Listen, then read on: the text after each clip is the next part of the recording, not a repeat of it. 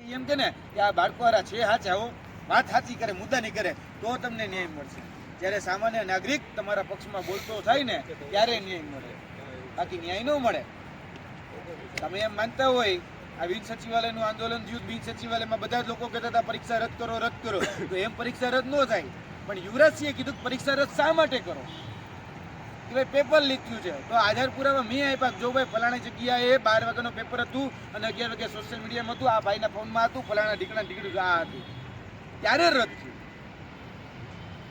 સામાન્ય લોકોને ખબર પડી કે અમારા બાળકો જ્યારે ભવિષ્યમાં પરીક્ષાની તૈયારી કરશે ત્યારે આ જ રીતે નોકરીઓ જે છે વેચાશે. આ પરીક્ષાના પેપર નથી ફૂટતા, આપણા નસીબ ફૂટે છે, આપણા બાળકોના ભવિષ્ય ફૂટે છે, ત્યારે એમાં અમને ન્યાય મળ્યો. તમે જો એમ માનતા હોય કે યુવરાજસિંહ બહુ મોટા નેતા બની ગયા, યુવરાજસિંહ આ ટ્રેક શૂટ માટે મારે જ ભાઈ, બરાબર. એટલે તમને એમ હોય એ વાત મને અજુગતું લાગે ઘણી વખત, પણ હકીકત એ છે કે તમારા મુદ્દામાં સામાન્ય નાગરિક જેથી આવીને વાત કરશે ને કે ભાઈ હા આ ઉમેદવાર સાચા લાગે છે, કે આ લોકો સાચા લાગે છે, કાં તેના અથવા તેનો મુદ્દો સાચો લાગે તો ન્યાય મળશે, બાકી તો નહીં. કશું કંઈક નવું લાવો, ઘણા બધા રસ્તાઓ છે સરકારના. હું આપતો જાઉં આવતીકાલ માટે, કદાચ તમે કરવાના હોય તો. તમારી પાસે બધા પાસે એક એક ડિગ્રી હશે, બીપી8, સીપી8, એમપી8, કોઈની કોઈ ડિગ્રી હશે ને. હવે કાલે સવારે ખાલી એક એક ડિગ્રીની ઝેરોક્સ કરાવીને લાવજો. અને આ જ સચિવાલય રહ્યું, કશું જ કંઈ કરવા નથી, કોઈ સાથે પોલીસ સાથે ઘર્ષણ નથી કરવાનું. અહીંયા બાબા સાહેબ આંબેડકરનું સ્ટેચ્યુ છે, તો અહીંયા લાઈનમાં બેસી જજો બધા.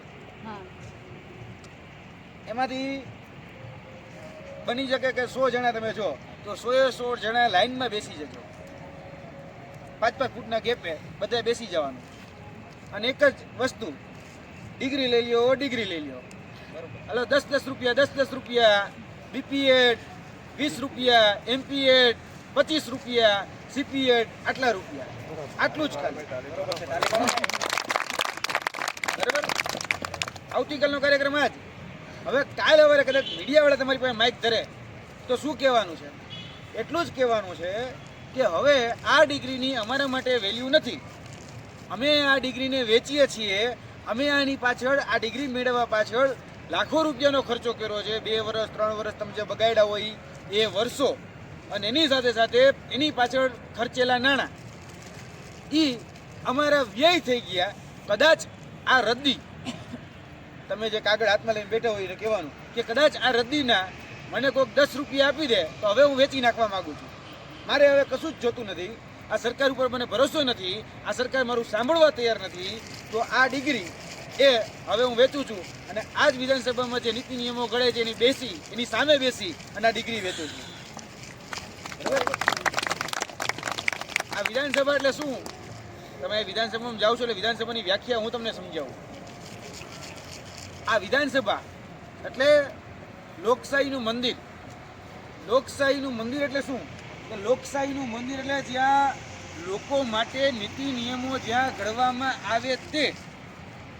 લોકો માટે નીતિ નિયમો ઘડવા એટલે કયા? કે તમે આજે 100 સંસ્થા ખોલી તો એ સંસ્થાના માધ્યમથી તમને કઈ પ્રકારની નોકરી મળશે એ જે નીતિ વિષયક નિર્ણયો બનાવવાના હોય એ અહીંથી નક્કી થાય, બરાબર.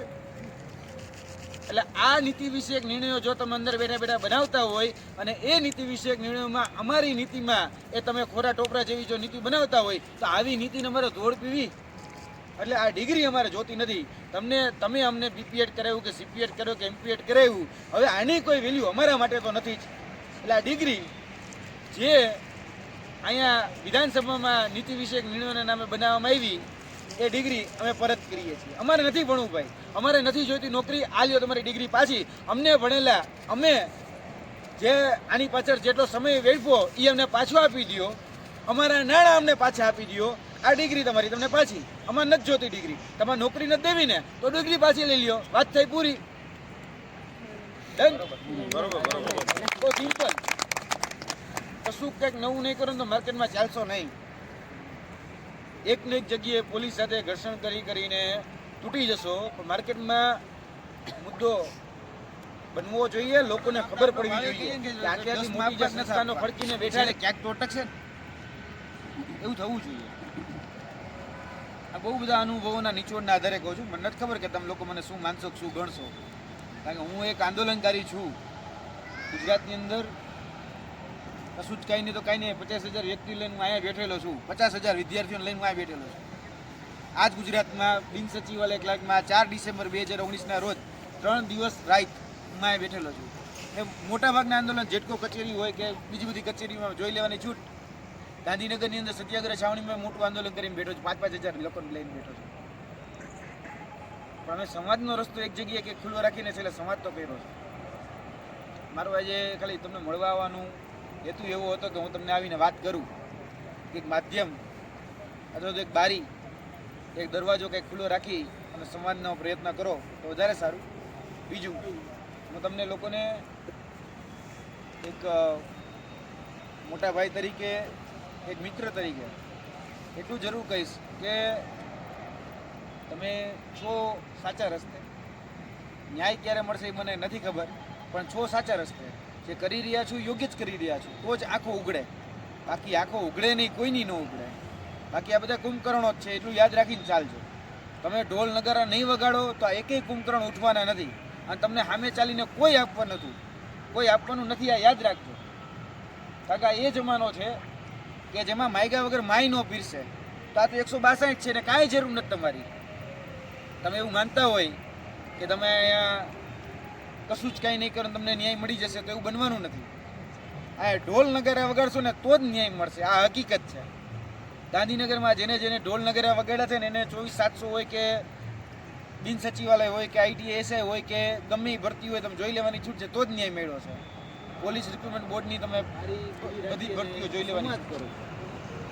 ક્યારેક તો કેમ કે ભાઈ 25 આપવા છે, આપણી માંગણી ભલે 100ની હોય તો 2500 તો આવ્યું ને.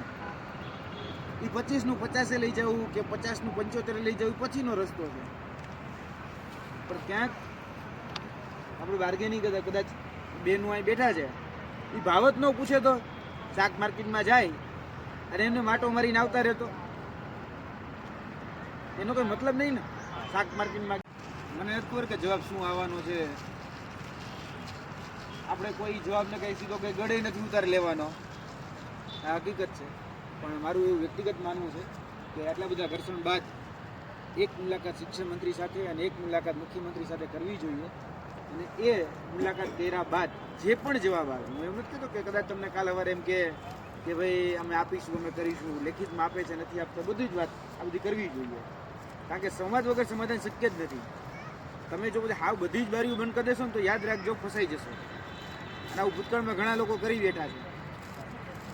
બધી જ બારીઓ બંધ થઈ જાય ને, બધા દરવાજા બંધ થઈ જાય ને ત્યારે કોઈ હાથ ચાલવા નહીં આવે.